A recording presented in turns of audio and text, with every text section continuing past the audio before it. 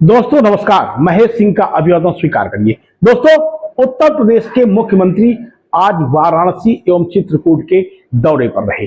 इस दौरान उन्होंने अपनी जनसभाओं को संबोधित करते हुए विपक्ष पर सीधे निशाना साधा और कहा कि समाजवादी पार्टी व कांग्रेस ने हमेशा तुष्टीकरण व परिवारवाद के साथ साथ भ्रष्टाचार की राजनीति को बढ़ावा दिया है, लेकिन अब प्रदेश की जनता विकास एवं सुशासन का समर्थन कर रही है।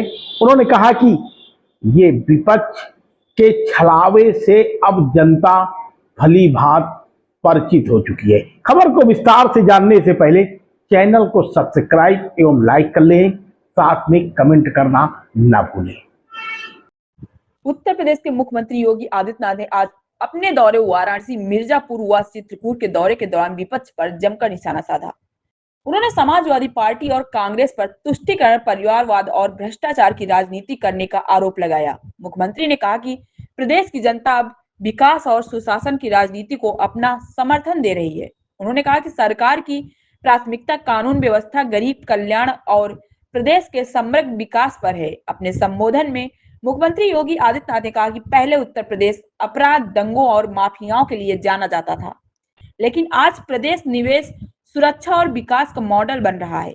उन्होंने कहा कि सरकार ने माफियाओं और अपराधियों के खिलाफ बिना किसी भेदभाव की कार्रवाई की है, जिससे कानून का राज स्थापित हुआ है। मुख्यमंत्री ने विपक्ष पर हमला बोलते हुए कहा कि जिन लोगों ने वर्षों तक तुष्टीकरण की राजनीति की, वही आज जनता को गुमराह करने का प्रयास कर रहे हैं। उन्होंने कहा कि राम मंदिर जैसे आस्था के विषय पर भी भ्रम फैलाया गया, लेकिन देश की जनता ने सच्चाई का साथ दिया।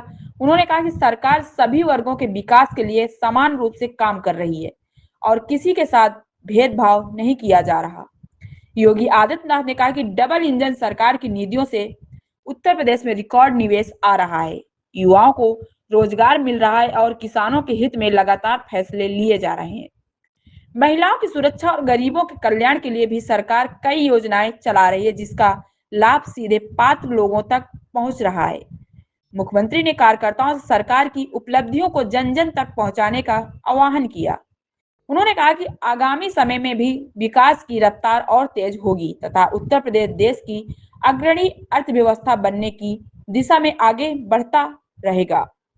मुख्यमंत्री योगी आदित्यनाथ के इस राजनीतिक बयान को आगामी चुनाव के लिहाज से अहम माना जा रहा है। विपक्ष पर उनके तीखे हमले और विकास के एजेंडे को लेकर प्रदेश की राजनीति में चर्चाओं का दौर तेज हो गया है। शपथ समाचार ब्यूरो। बहनों और भाइयों, हम सबको याद रखना होगा, कुछ भी हो, हमें देश के भविष्य के साथ और देश की अखंडता के साथ खिलवाड़ करने का कोई अधिकार नहीं होना चाहिए, किसी भी व्यक्ति को नहीं होना चाहिए। और मैं तो आपको बार बार कहता हूं, आपका आदर्श आचार्य चाणक्य हो सकते हैं, आपके आदर्श, आप काशी में हैं, पंडित मदन मोहन मालवीय हो सकते हैं, डॉक्टर राधा कृष्णन हो सकते हैं। आपको आदर्श ढूंढने की आवश्यकता नहीं, उस प्रकार के उदाहरण हैं। आचार्य चाणक्य जैसा गुरु होगा, देश कभी विपन्न नहीं हो सकता। विदेशी ताकतें आपकी ओर आंखें उठा करके देख भी नहीं सकती। फिर उस प्रकार के माहौल को बनाने के लिए और पिछले 9 वर्ष में आप लोगों ने मेहनत की है, एक प्रयास किया है। मैं देखता हूं जब उत्तर प्रदेश के अंदर की आज बहुत सारी स्कीम ऐसी हैं जो राष्ट्रीय स्तर पर एक सक्सेस स्टोरी के रूप में देखी जाती है। ऑपरेशन कायाकल्प, निपुण भारत कार्य अभियान के अंतर्गत किए गए प्रयास,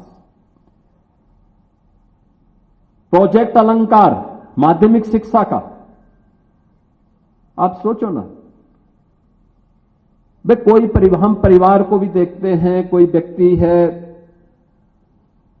अपने बच्चों को पढ़ाता है कि बुढ़ापा उसका ठीक होगा।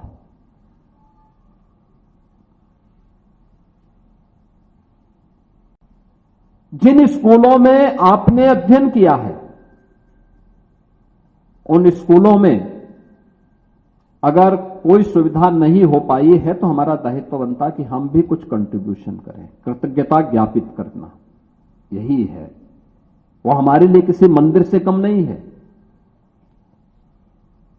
वहां जाके प्रणाम करना, वहां के कार्यक्रमों में भागीदार बनना, उसके प्रति कुछ योगदान कर लेना। और पुराने विद्यालयों में मैं देखता था, वो गवर्नमेंट इंटर कॉलेजेज हैं, बालिकाओं के गवर्नमेंट इंटर कॉलेजेज हैं, शासकीय सहायता प्राप्त निजी क्षेत्र में से संचालित ऐसे विद्यालय हुआ करते थे। बहुत अच्छा काम किया था कभी उन्होंने, देश के लिए एक पीढ़ी को गढ़ने का काम किया था। लेकिन एक समय के बाद हालत उनकी बहुत खराब हो गई, बहुत खराब हो गई थी। कोई देखभाल करने वाला नहीं। एक समय उनकी पहचान थी, वहां एडमिशन के लिए लोगों को तमाम सिफारिशें लगानी पड़ती थी, और तब भी कभी भी संबंधित प्रधानाचार्य या शिक्षक कभी हिम्मत नहीं हारते थे। पूरी तन्मयता के साथ, पूरे मनोयोग के साथ उस कार्य के साथ जुटे रहते थे। समय के साथ गिरावट आई, फिर संसाधन भी नहीं शासन के द्वारा उपलब्ध करवाए गए, वे विद्यालय जीर्ण शीर्ण हो गए थे। आप देख रहे हैं शपथ समाचार।